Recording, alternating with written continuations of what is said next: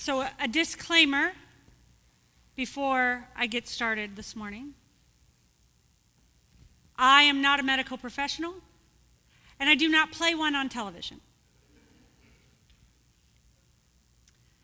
So any medical advice you may discern out of the sermon this morning is purely based off of anecdotal evidence as one who, for many, many years, has served as the primary caregiver for one who lives with chronic illness. Many of you may or may not know that almost 12 years ago now, my Ryan had the entirety of his colon removed. You may also not know that one of the primary jobs of your colon is water absorption for the body. And if you didn't know that, you probably don't know that one of the most significant dangers for one who lives without a colon is the constant threat of dehydration, especially when it's 104 in the shade in Kansas City. What's probably not new to you is that your body, my body, is primarily made up of water. More than 50% of your body is made up of water. You probably also know that you can live a very long time without food. I'm not going to try that. But you cannot live for very long without water. The trainer of the workout group that I used to be a part of always challenged us to drink half your body weight in ounces of water every day. So if you weigh, because I like round numbers, it makes the math easy. If you weigh 200 pounds, you should have how many ounces of water every day?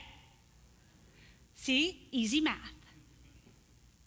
So that's about, give or take, 6 of these. Now, you may also be familiar with the signs of physical dehydration. And you've probably heard the warning that once you're thirsty, too late, you're behind. That's right. You're behind. We hear it a lot at this time of the year living in this part of the world. If you're thirsty, it's too late. Let alone if you have a headache or bright yellow urine or any of the other things that they warn you about on the morning shows. Water matters. In my unprofessional opinion, it seems that dehydration happens when our lives get out of balance. Will it make you nervous, Grace, if I touch this? These rocks are balanced precariously. Grace worked very hard on balancing these rocks. The balance of all the stuff inside of us, the balance of water and salt and potassium and all the other stuff, it gets all out of balance when we get dehydrated. I can always see it in Ryan's eyes when he gets dehydrated. I see it there first. His eyes kind of get sunken in and he kind of gets this lost look on his face and his head hurts. He can't think quite straight.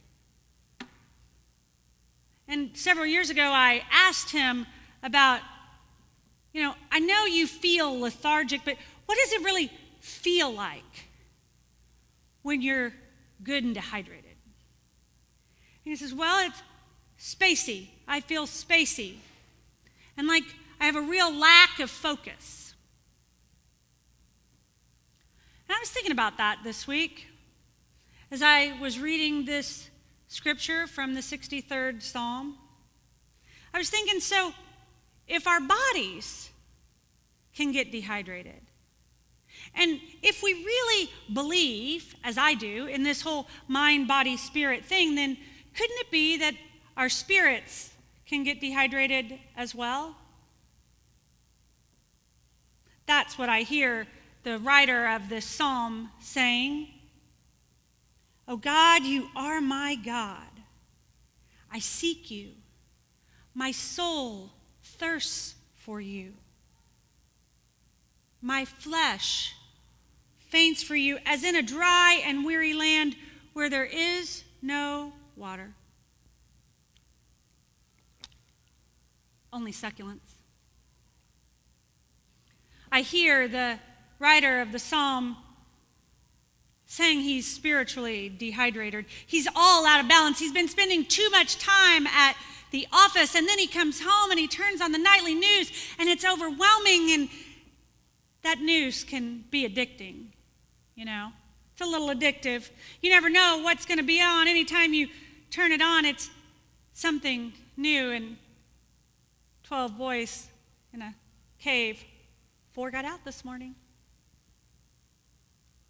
It can be overwhelming. And then he's having to deal, this psalmist, with his tiny humans for which he cares, and they require a lot of attention. And the little one still gets up in the middle of the night, and it's easier to hit the snooze and stay in bed and drink coffee in your dreams rather than to get up and drink coffee with God. Maybe that's not his story at all. Maybe the psalmist's story is less about tiny humans and dealing with full-grown humans. Maybe he's dealing with a sick spouse or an aging parent that requires physical and mental and emotional energy, and he says, where do I find a water fountain? Because I'm thirsty. He's so thirsty. I'm wondering if you know the signs for you of spiritual dehydration. How do you know when you find yourself crying out like the psalmist does?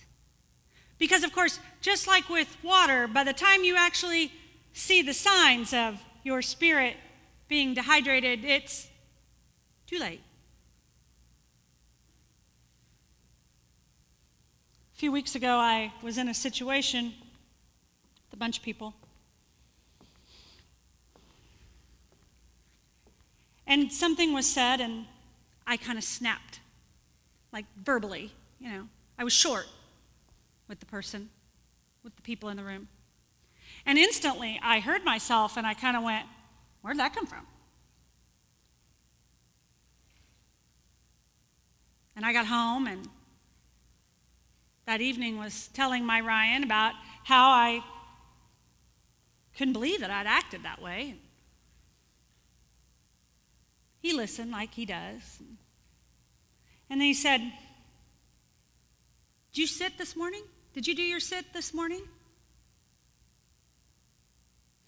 Suddenly, I noticed on the top of my feet that I was desperate for a pedicure.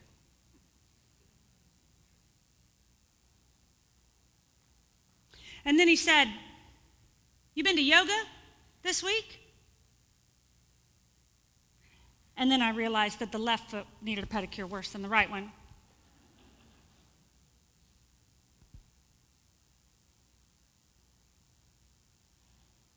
Did you reschedule that appointment with your spiritual director? And then I noticed that we have this spot on the carpet.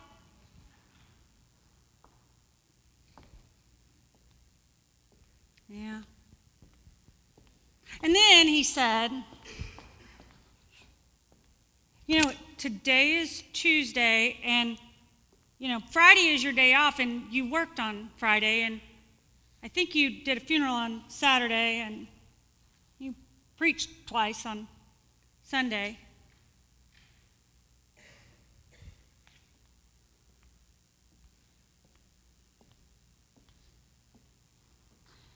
He knows the signs of my spiritual dehydration when I go and go and go, just like I know the signs of physical dehydration for him. And I knew that I needed a drink,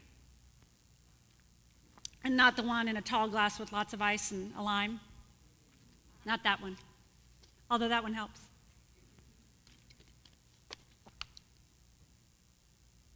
I was out of sorts. That's what we call it in my house. I got a little out of sorts, kind of like I described in the news bulletin this week. Do you ever notice that you get out of sorts? Anybody else get out of sorts? Maybe you don't get out of sorts. I don't know. Maybe only I get out of sorts, me and the writer of the Psalms from thousands of years ago.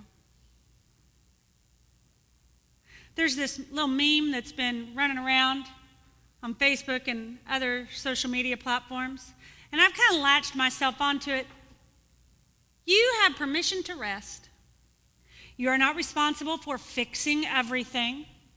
You do not have to try and make everybody happy. For now, take time for you. It's time to replenish. I don't think it's coincidence that the woman in this picture is holding a cup.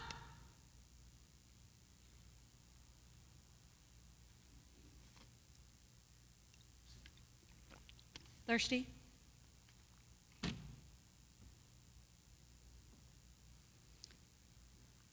I think we're living in a time in which more and more people are spiritually thirsty. More and more people are disconnected from being able to find a spiritual water fountain for themselves. Maybe you've noticed it too.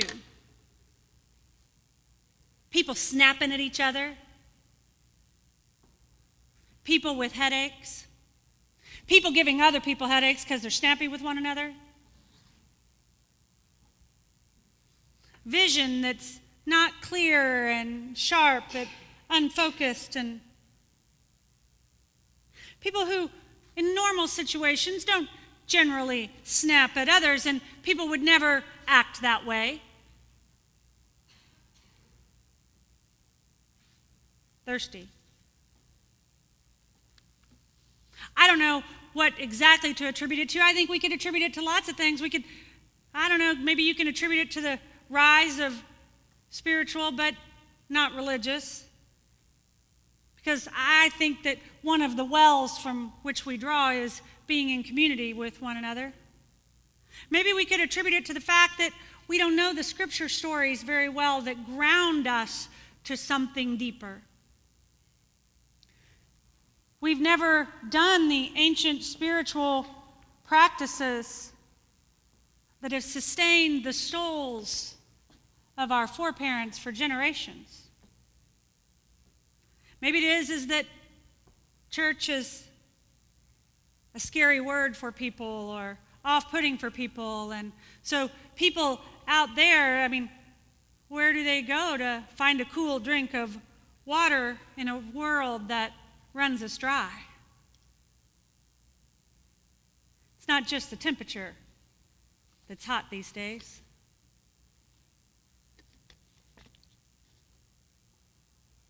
And if those of us in here find ourselves thirsty, imagine how dehydrated others might be. So today I want you to think about, how do you know when you're dehydrated? What are your signs that you're thirsty? Yesterday, I felt validated by this sermon. I saw a story on NPR's Facebook page. Yes, I said, I saw a story from NPR on my Facebook page. And it's from Linda Wertheimer. If you listen to NPR very much, you know Linda Wertheimer, and it was for yesterday's morning edition, Saturday. And the title of this, and I'll post it to our Facebook page later, "We Should Turn Down the Volume of This Hot Summer," was the title of her little story. We should turn down the volume of this hot summer. She remembers for her summer being days when you found a tree and some nice shade to lay under and read a book and take a nap on the porch where the air blows through, and take a dip in the pool. And I saw that story, and then we were at Lowe's. We were at Lowe's, and Ryan was getting a 2x4 or something. I don't know what we were doing at Lowe's, except that I was buying Grace succulents for our table. And I'm guarding my succulents in aisle 7. And I hear over in aisle 6 these two old boys, and the one says to the other, loudly, because I wasn't eavesdropping, he said, "I am so tired of her saying that the air conditioner just runs all the dang time." And of course, because I wasn't eavesdropping, I may have pushed my cart a little closer.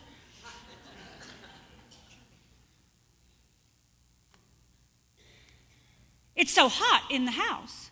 She always is telling me how hot it is in the house."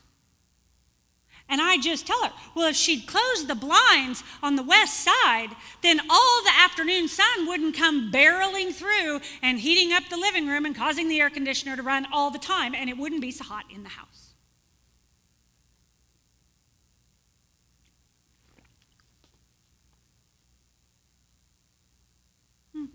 I thought,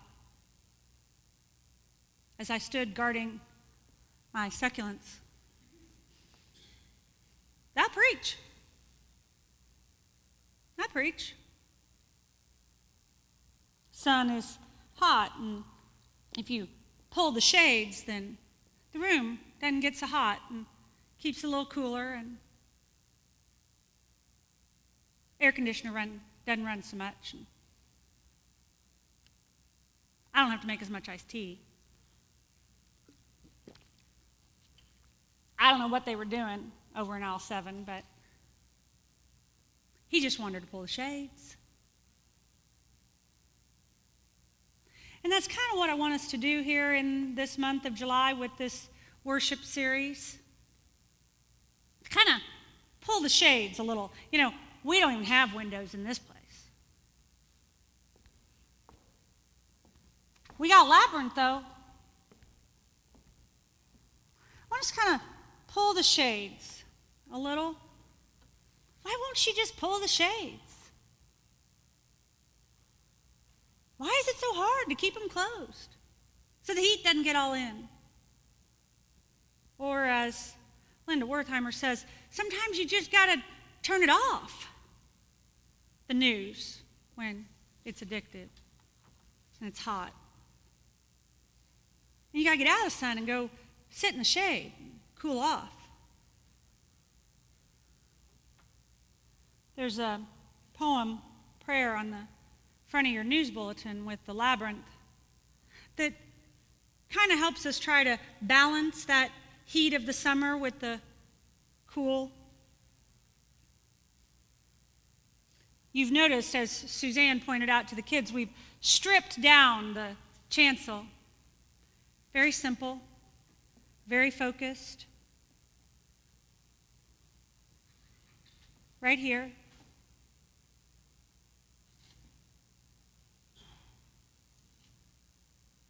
You know, some of us take medicine every morning. Some of you take medicine every day. Well, I now take a pill every morning, and it's not going to kill me if I miss it, but my day is better if I take the pill. You don't want to know. And I kept forgetting to take the pill because it wasn't in my routine. This is new for middle-aged women like me. And so I thought, I got to come up with something because I keep forgetting to take this pill. So I moved to the little bottle, the brown bottle, because you got to keep those pills cool, right? So the pharmacist puts it in a brown bottle so it doesn't get too much light, right? Doesn't get too hot. I moved it and put it next to the toothbrush so that I wouldn't forget to take it.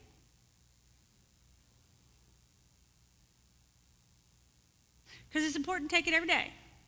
Because you can't go very many days. You get thirsty.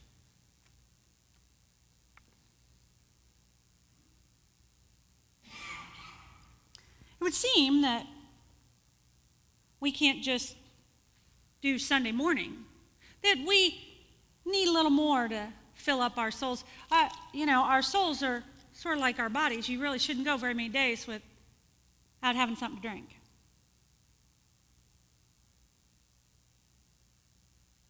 How do you know when you're thirsty? Before it gets too late and you snap at people and you got a headache and your urine is a color it really shouldn't be.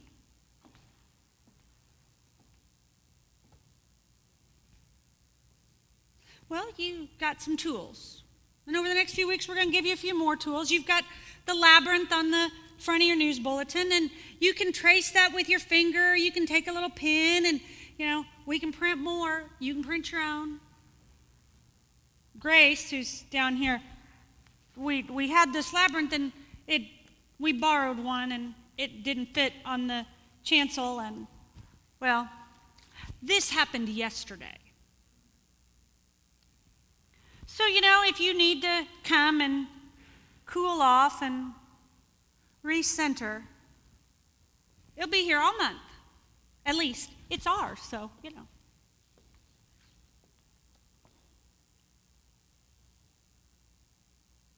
We'll have a little sheet in the office if you want to pick that up to help you learn that. You can plug the water in, it's kind of nice. Don't hit the table too hard, you'll knock over Grace's rocks. And then you'll have to figure out how to balance them. Balancing rocks, also a spiritual discipline, it seems. We don't have any shades to pull because, we don't have any windows, but we do have dimmable lights. Maybe that might help cool it down a little bit. You thirsty?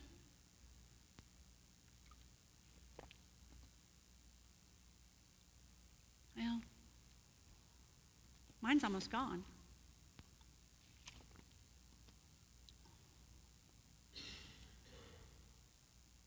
Sometimes music helps. Sometimes just sitting helps in a quiet, cool place where you can just have a little water, both for your body and for your soul.